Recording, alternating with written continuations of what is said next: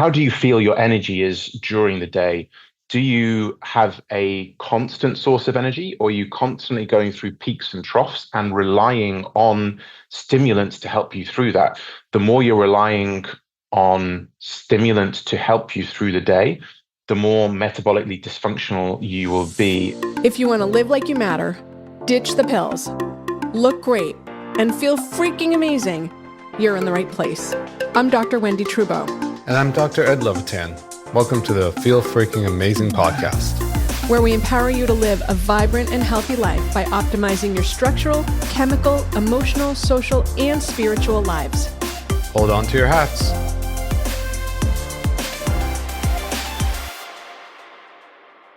Hello, and welcome to this episode of the Feel Freaking Amazing podcast. I'm Wendy Trubo. This is Ed Levitan, star sighting today. And we have Neil Gyte with us. He is the Chief Business Officer of RxSugar, as well as the founder of 1bmh.org. His mission is to help 1 billion or more people become metabolically healthy through education, awareness, metabolic challenges, and practical products. Welcome, Neil. We're so excited to have you here. This is my new favorite product. I have to start by saying why it's such a low level of like only 1 billion. Such an underachiever, man. Come on. Like I wish we could, you have to think big here. Well, you do. Yeah, I think I need to revisit that. And well, the funny story around this was why it was 1 billion plus is because the 1 billion was kind of a North Star. And then as I dug into the research and realized 93% of Americans, probably 80% of the global population are metabolically unhealthy. Can you repeat that stat? Because that stat just kind of washed over me, and then I recognize. One more time, please. 93% of Americans are metabolically unhealthy.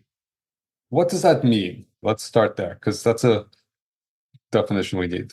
Yeah, so per that 93%, there's 5 kind of basic biomarkers of blood sugar level, your waist circumference, triglycerides, HDL, and so forth that kind of encapsulate that, and you need multiple of those. But I think the simplest way is, what does metabolically unhealthy means?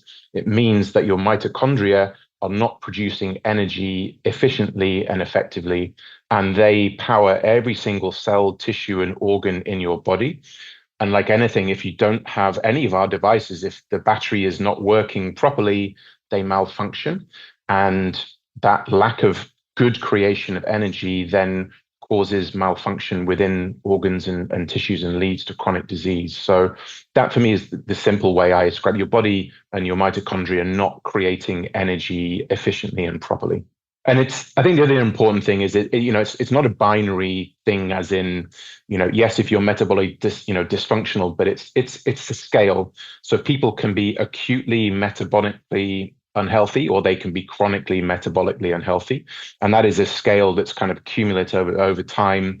And I think about metabolic health in terms of 5 pillars. So you have nutrition, you have exercise, you have sleep, you have stress management, and you have environment and toxins. And all of those 5 can contribute to good mitochondrial health, as well as bad metabolic mitochondrial health. But they're actually relatively simple lifestyle changes that people can make to get back into good metabolic health. So yeah, 93% of America is I would say that the worst in terms of statistics, most prevalent. I personally believe, based on what I know, that probably 80% of the global population is metabolically unhealthy. So that's 5 out of the 7 billion people in this world. And it is the leading cause of all of the chronic diseases: heart disease, cancer, diabetes, Alzheimer's. Ultimately, they're all largely preventable and reversible if you optimize for your mitochondria and metabolic health. Well, 93%. So how'd you get into this? Because this is it's a big goal, and you're obviously very passionate. So why are you so passionate? Yeah, great question. So I'll give you the short version, and then we can dig into a little details. So it started off with my own health journey. So 10 years ago, I was 260 pounds and the epitome of unhealth, definitely metabolically unhealthy. And I was on the fast track to developing one or multiple of those diseases. It was becoming a father and my daughter's christening, where the family were playing outside, kicking a football or a soccer ball around. And I went to join in. I did a huge amount of sport when I was younger. I went to join in. After 2 minutes, I had to sit down because I was out of breath. I was tired. And I had this kind of epiphany or moment of clarity where I realized I couldn't be the father I wanted to because I couldn't even kick a football around. How could I do any activity my daughter wanted? So that sent me on my own health journey, which just started with simple basic things of nutrition, running, doing a bit more exercise. And that led down the slippery slope to do ultra endurance endeavors, which I never planned to do. It just kind of happens. And through that, I got fascinated by the body's metabolism and the different fuel sources, because when you're looking at doing an Ironman, you have to fuel yourself for 10, 11 hours at a high intensity. And it was amazing to me to realize that the body can mobilize and utilize fat as a fuel source as well as sugar and carbohydrates, because the prevailing paradigm is you need sugar and carbohydrates to fuel athletic endeavor. So I started doing more low carb, more fasted training as part of that. And so I ended up doing ultra endurance events. But the biggest change in the direction and kind of velocity of my life was really the impact of these chronic diseases on family and loved ones. So I had very close family members being diagnosed with cancer, autoimmune diseases, bipolar, neurological diseases. But it was at the start of last year, a very close family member got a stage 4 cancer diagnosis. And it's that really got me digging into, okay, how do we stop cancer? How do we reverse cancer? When somebody close gets a terminal, diagnosis and the prognosis outlook is very poor.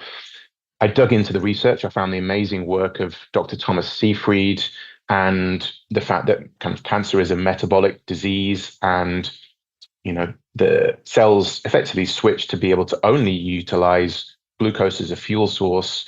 And if you restrict carbohydrates and restrict glucose, your healthy cells can run off fat and ketones, which tied into my previous athletic understanding. So as I realized that, and then I started to read broader work about metabolic health and realized it wasn't just cancer. All of these chronic diseases fundamentally are mitochondrial and metabolic in nature.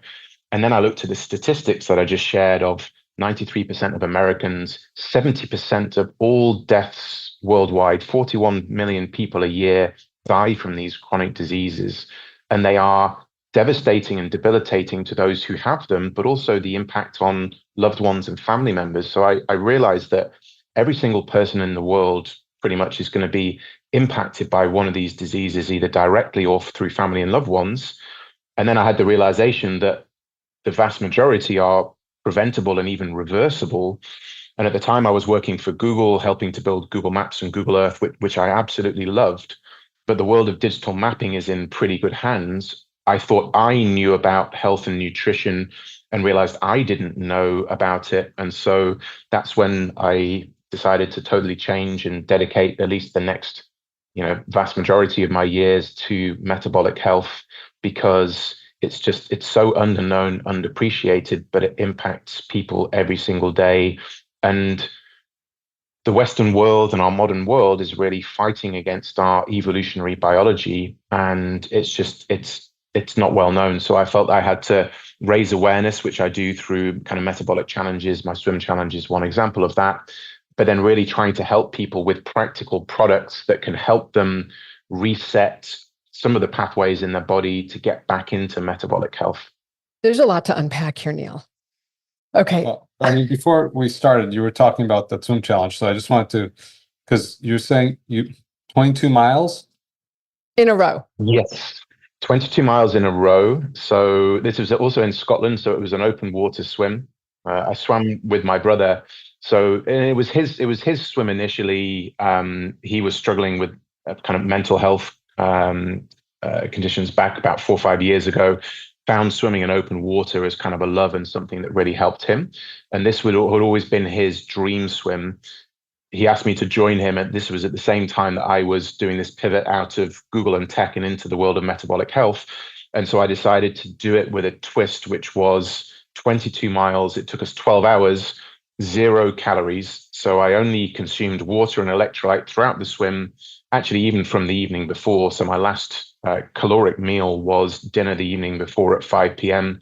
We woke up, we started about 6:30 in the morning, finished 6:30 at night. And for that whole time, all I consumed was water and electrolytes to demonstrate the amazing ability of the body to utilize and mobilize fat as a fuel source, and to try and break the current paradigm where people think you need sugar and carbohydrates to fuel athletic endeavor.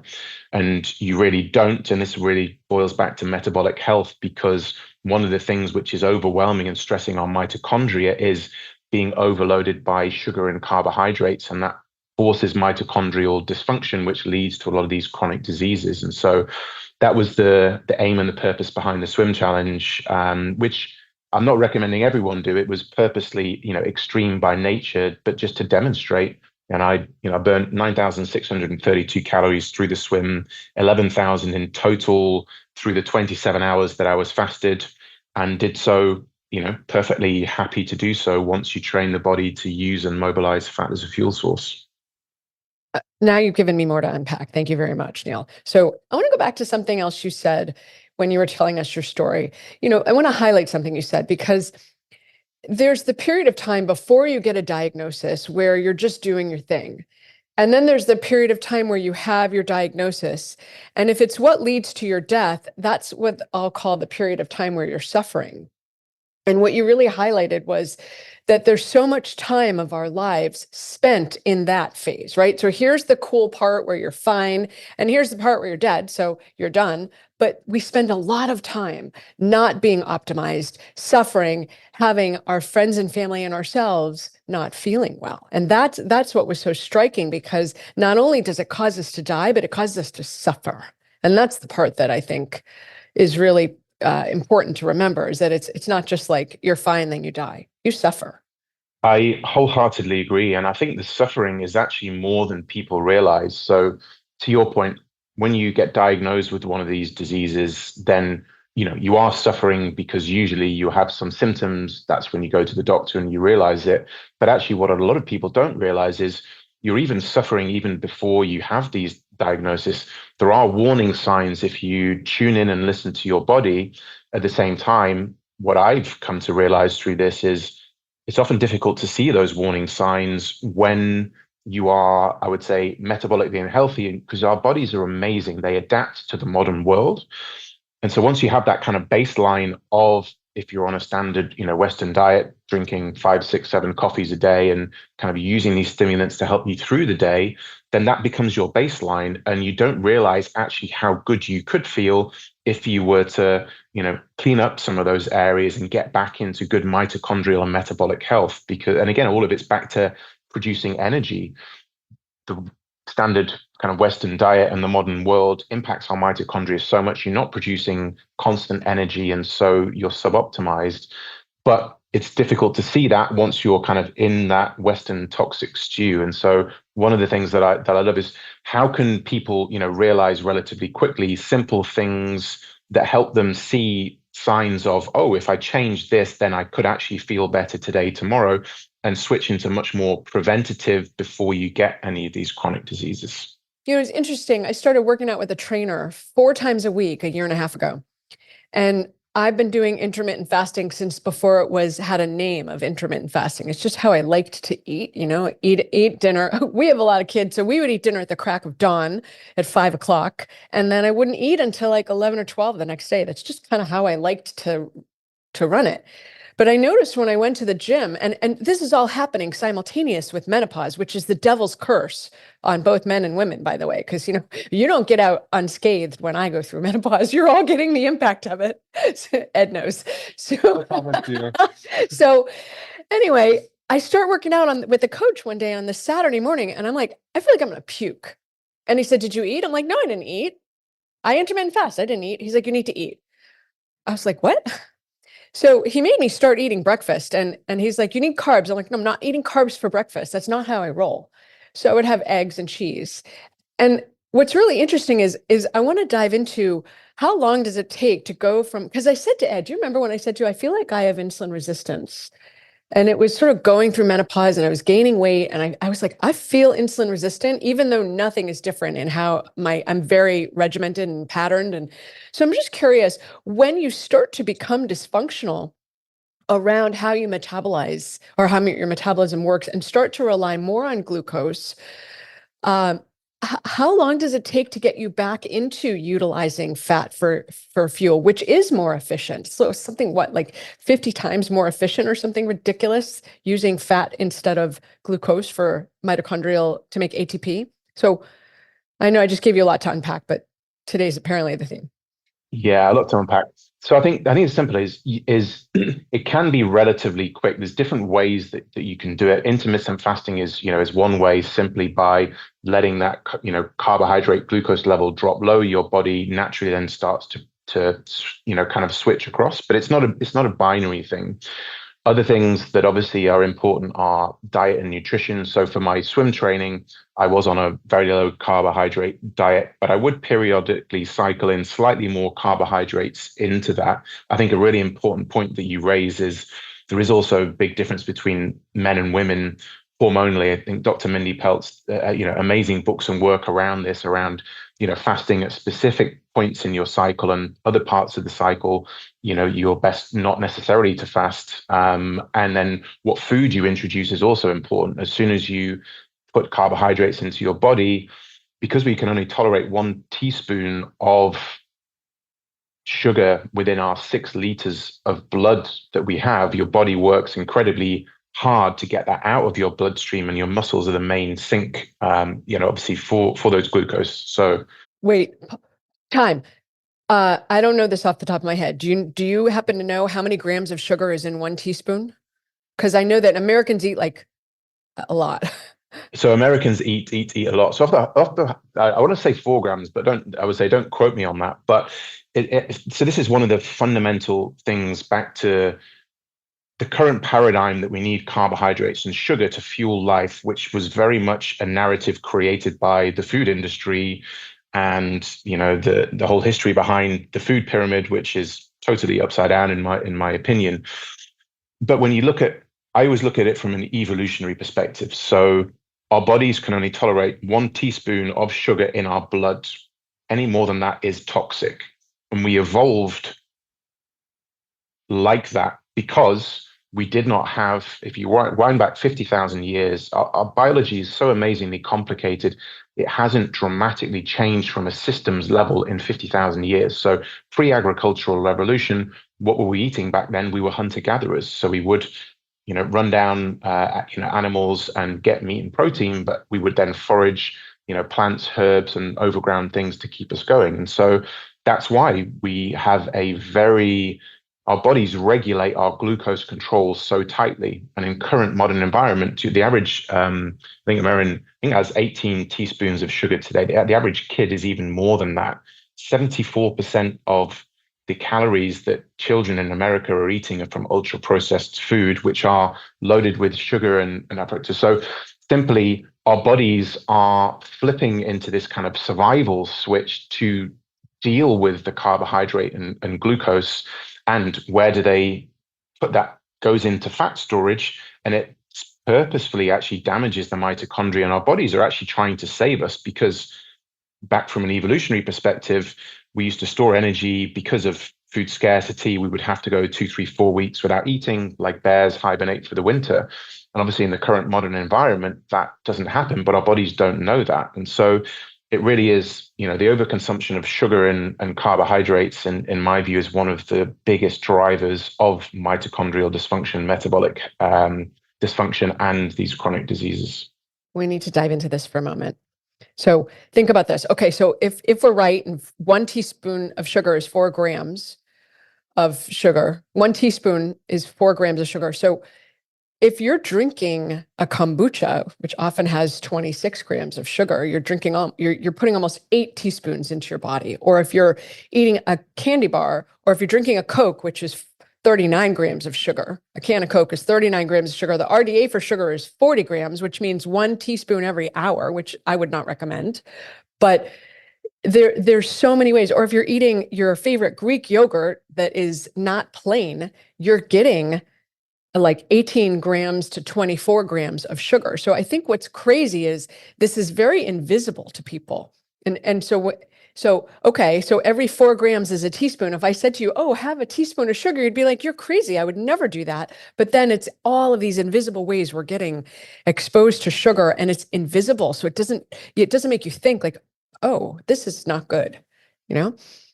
I wholeheartedly agree. And I think, the statistics are mind-boggling in that, now the average adult or child has more sugar in one day than we used to have in a whole year. I presented on this. In 1840, people had 40 grams of sugar in a year. And now in 2024, people have that amount in an hour. Honestly, it's not even a day, it's an hour. Yeah. And this ties really into, glucose control, and why I think one of the simplest things, back to how can people, know if they are, kind of mitochondrially, metabolically healthy or not. How can people test? And, continuous glucose monitors now available over the counter. A lot of these devices, because when you look at it through that lens, okay, 1 teaspoon of sugar and minimizing, blood sugar spikes. When you wear a CGM and you see what happens if you have a Coke or a yogurt or any of these drinks from Starbucks that are just loaded with sugar, your blood sugar spikes up and down. And it's the repeated spiking that causes the body to switch into this kind of survival mode. And all of this metabolic machinery kicks in to actually produce less energy and promote fat storage, because our bodies are signaling, oh, there's a caloric surplus. Let's hang on to a lot of this. And in current modern day, if we were then not to eat for, a few weeks, which, I'm not necessarily recommending, but can be done. I think Angus Barbary, a Scottish guy, set the world record, I think, for, water only fasting. He went something like 374 days. He was 450 pounds before he started.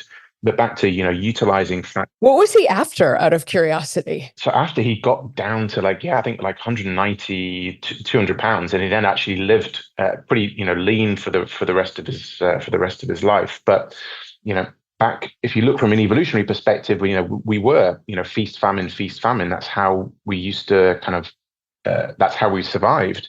And in current modern day, there's no famine that comes, because food is available on the corner and it's loaded with sugar and carbohydrates, which is constantly triggering off this survival switch within our bodies, and it's leading to all of the chronic diseases.